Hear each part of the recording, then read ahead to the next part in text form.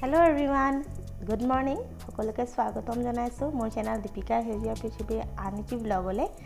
এতিয়া সময় 9টা বাজি পাৰ হৈ গল কিন্তু মই ব্লগটো এতিয়াহে আৰম্ভ কৰিছো আৰু আপোনালোকক দেখুৱাই থাকিবলৈ চেষ্টা কৰিম কি কৰো কি নাই। আজি খুব ধুনীয়া এটা ৰেচিপি আপোনালোকলৈ আগবঢ়াম বুলি ভাবি থৈছো।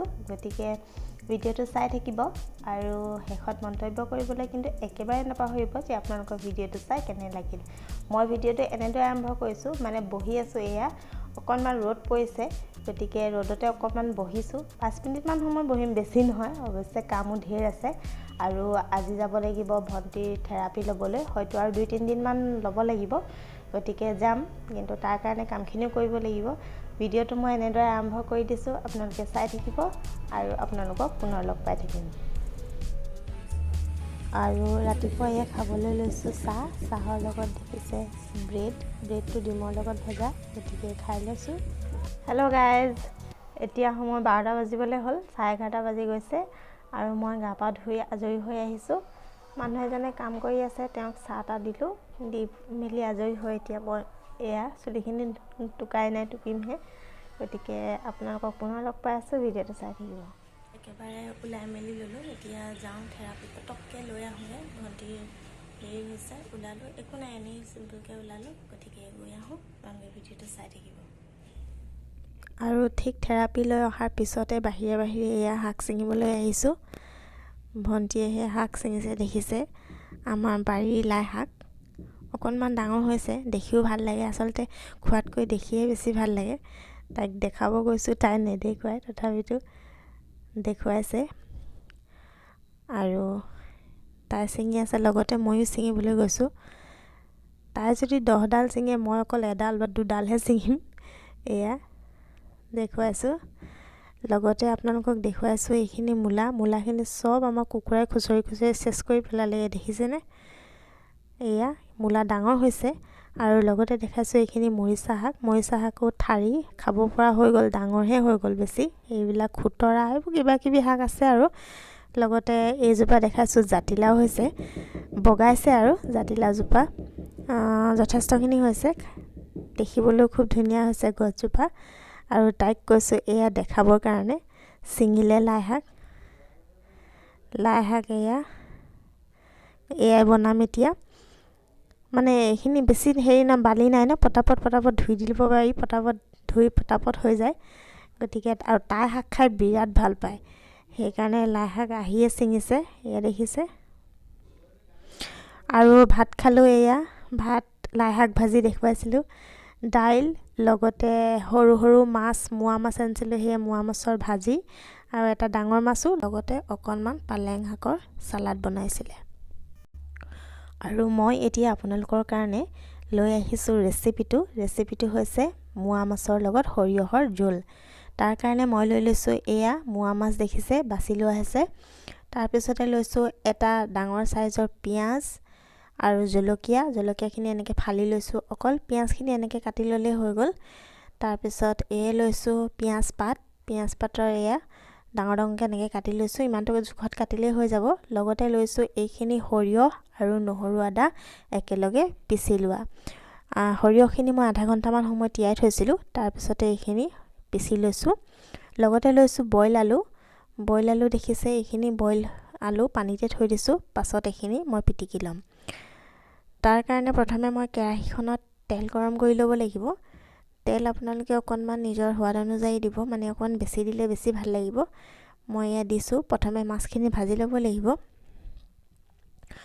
আৰু তেলখিনি গৰম হোৱালৈকে মই ৰৈছোঁ তাৰপিছতে মই এয়া দেখিছে কেৰাহী গৰম হৈ গ'ল তাতে মই এতিয়া মাছখিনি দি দিম কিন্তু মাছ দিয়াৰ আগতে মই ইয়াত হালধি আৰু নিমখ দিম কিয়নো মই মাছখিনি নিমখ আৰু হালধি সনা নাই আজি আপোনালোকক এটা কথা জনাই থৈ দিওঁ তেলত যদি নিমখ আৰু হালধি এনেদৰে দি দিয়ে তাৰপিছত যিমান মানে মাছ ফুটিব লাগে ন ফুটে মাছ তেলত দিলে সাধাৰণতে তেতিয়া ইমান নুফুটে আপোনালোকে যদি গম পায় তেনেহ'লে বাৰু কোনো কথা নাই আৰু যদি গম নাপায় তেনেহ'লে এনেদৰে কেতিয়াবা দি চাবচোন খুব কম ফুটে মানে নুফুটেই বুলি ক'ব পাৰি এয়া মই মাছখিনি দি দিছোঁ আৰু এইখিনি মই বেছি সময় নাভাজোঁ এবাৰ লুটিয়াই ইফালে আৰু এবাৰ ইফালে লুটিয়াই ভাজি ল'ম এনেও মাছটো কোমল বেছি ভাজিব দৰকাৰ নাই গতিকে অকণমান সময় ভাজি ল'ম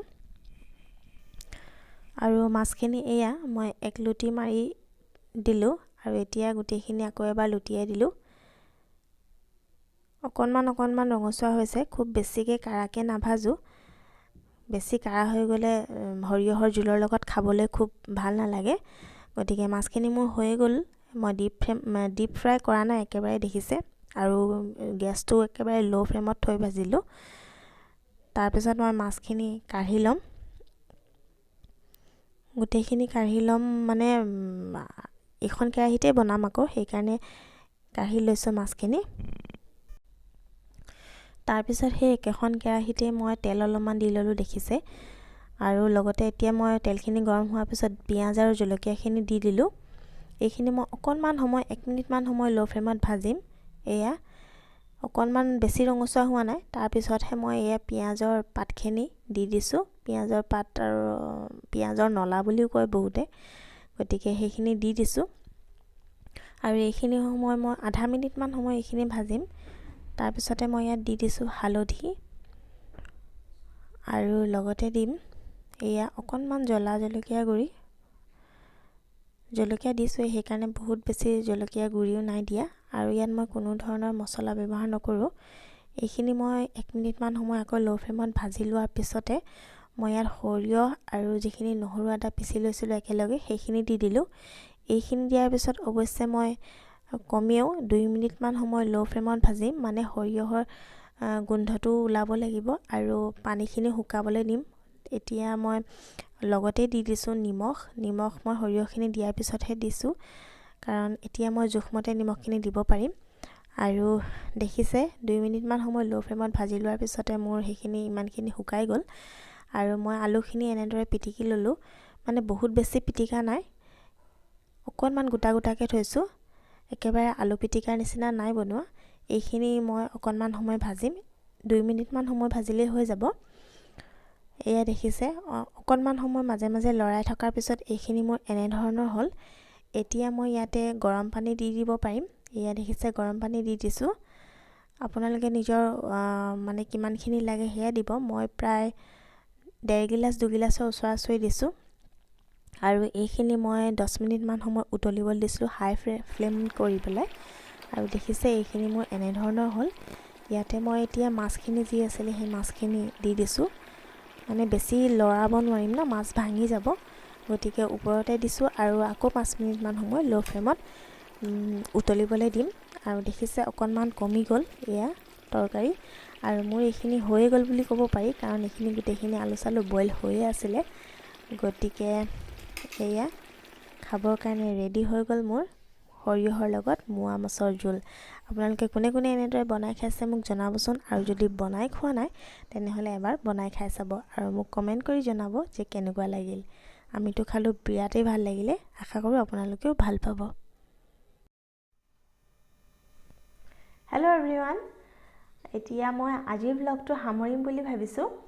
আপোনালোকে মোৰ আজিৰ দিনত দিয়া মাছৰ ৰেচিপিটো আপোনালোকে কেনেকুৱা পালে মোক কমেণ্ট কৰি জনাব বুলি আশা কৰিলোঁ। আৰু যিসকলে বনাই খোৱা নাই এবাৰ নিশ্চয় বনাই খাই চাব বুলিও আশা কৰিলোঁ। আপোনালোকে মোক কমেণ্ট কৰি জনাবলৈ কিন্তু একেবাৰে নাপাহৰিব। আৰু মই আপোনালোকৰ লগত এটা বস্তু শ্বেয়াৰ কৰিম বুলি ভাবিছোঁ, মানে বস্তুটো অকল দেখুৱামহে। যদি এতিয়া মই আকৌ এক্সপ্লেইন কৰোঁ সেইটো বহুত দীঘলীয়া হৈ যাব, তাৰ কাৰণে মই অকল বস্তুটো দেখুৱামহে। অকণমান DIY কৰি কিবা এটা কৰিব লৈছিলোঁ। এইটো বস্তুটো দেখিছে চাগে, এইটো কেনেকৈ কি কৰিলোঁ, একেবাৰে তেনেই সহজ।